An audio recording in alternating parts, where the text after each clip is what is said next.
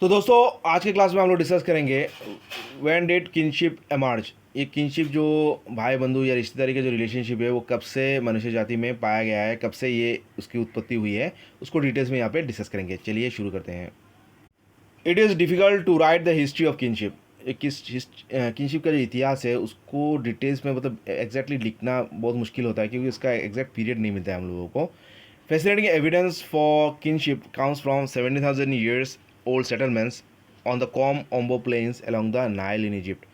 तो जो इसका एविडेंस, जिसका जो स्रोत उस कहाँ मिलता है, एविडेंस हम लोगों को पहले मिलता है 17,000 साल पहले। कहाँ? जो कोम ओम्बो प्लेन्स है, ये कहाँ पे है? इजिप्ट की नाइल नदी के पास, जो साथ साथ अलॉन्ग द नाइल तट में कोम ओम्बो प्लेन्स है, वहाँ पे दिखाया जाता है कि जो मनुष्य का जो किनशिप का रिलेशनशिप का इतिहास मिलता है या अवशेष मिलता है। ये कितना 17,000 साल पहले का बात है। तो इस इतने पहले लोगों ने जो किनशिप का रिलेशनशिप फॉर्म करना सीख लिया था। तो हम लोगों को इतिहासविद को किस तरह मालूम हो गया कि लोग उस समय किनशिप का या रिलेशनशिप फॉर्म करके रहते थे? क्योंकि उस समय का जो सेटलमेंट था, जैसे कि इंडस वैली सेटलमेंट, वहाँ पे क्या देखा गया कि लोग क्लस्टर में रहते थे या गुट में रहते थे और अबाउट 25 to 30 पीपल ईच। मतलब इतने सारे लोग अगर एक साथ रहते हैं, इसका मतलब क्या है? वो भाई बंधु के साथ या परिवार के साथ रह रहा है। तो ये 25 इसका एक एविडेंस है या इसका एक प्रूफ है। Each of this groups made particular kind of tools and the techniques of food gathering two way distinctive. और हर गुट का अपना अपना टूल्स होता था, औजार होता था, जिससे कि वो मतलब शिकार करता था। और उनका टेक्निक्स ऑफ फूड गैदरिंग वो भी अलग अलग था। मतलब जो फूड गैदरिंग करता था वो भी अलग अलग था हर ग्रुप का। Considering the fact that these groups lived in close proximity for a long time, it is likely that kinship connected them all। और ये फैक्ट है कि इतना सारा साल वो लोग एक साथ रहते थे, तो इतना बड़ा ग्रुप बना के और एक मतलब आपस में बहुत ही क्लोजली रहते थे। तो इसका एक ये प्रमाण करता है कि जो रिलेशनशिप किनशिप है, जो रिश्तेदारी का जो संबंध है, उस वही उनको कनेक्ट करके रखा था। एक मतलब एकजुट में एकजुट होके रहने लायक बनाया था या एकजुट होकर रहना सिखाया था। इसीलिए वो लोग मतलब इतना दिन मतलब एकजुट होकर रह पाए थे। ये किनशिप क्यों बनता है, इसका रिलेशनशिप मतलब इसका उद्देश्य क्या है, ये तो हम लोगों ने देखा था पिछले क्लास में कि आर्थिक भी हो सकता है, राजनीतिक भी हो सकता है, या आपका रिलीजियस भी हो सकता है। तो एथनोलॉजिस्ट जो एथनोग्राफिस्ट है वो क्या कहते हैं? Suggest that one of the major function of kinship is exchange of humans as well as goods.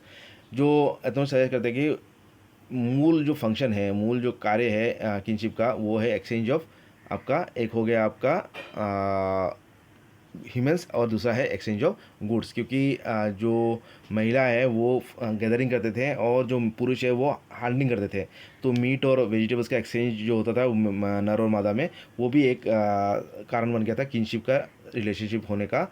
और दूसरा था जो एक्सचेंज ऑफ ह्यूमंस, जो वैवाहिक जो संबंध था, जो पुरुष महिला को शादी करके लाता था या महिलाएं शादी होकर पुरुष के घर जाती थी। तो ये एक्सचेंज ऑफ ह्यूमंस कहा जाता है। तो ये भी एक कारण बन गया था किनशिप का फंक्शन का या संबंध बनने का। In the context of prehistoric past the evidence for exchange can be a pointer to the presence of kinship. और प्रीहिस्टोरिक जो आदि काल में जो हम लोग देखते हैं एविडेंस, जो अवशेष मिलता है, जो प्रमाण मिलता है, जो लोगों ने आपस में जो एक्सचेंज किए थे गुड्स, या ये एक पॉइंटर है, ये एक उल्लेख करता है, ये निशाना करता है कि किनशिप का यह संबंध, जो भाई बंधु का रिलेशनशिप है, उस समय भी था या उस समय विराजमान था। That is why we shall examine the evidence for exchange in prehistoric societies.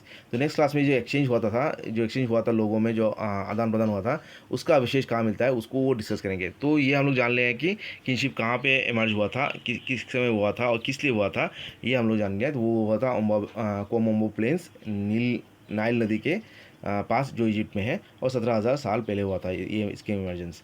तो ये एक्सचेंज ऑफ गुड्स, जो एक्सचेंज जो हुआ था एक ग्रुप के साथ दूसरे ग्रुप के साथ, या नर और मादा के साथ, तो ये किस तरह हुआ था उसको हम लोग नेक्स्ट क्लास में डिस्कस करेंगे। तो आज के लिए नहीं, थैंक यू।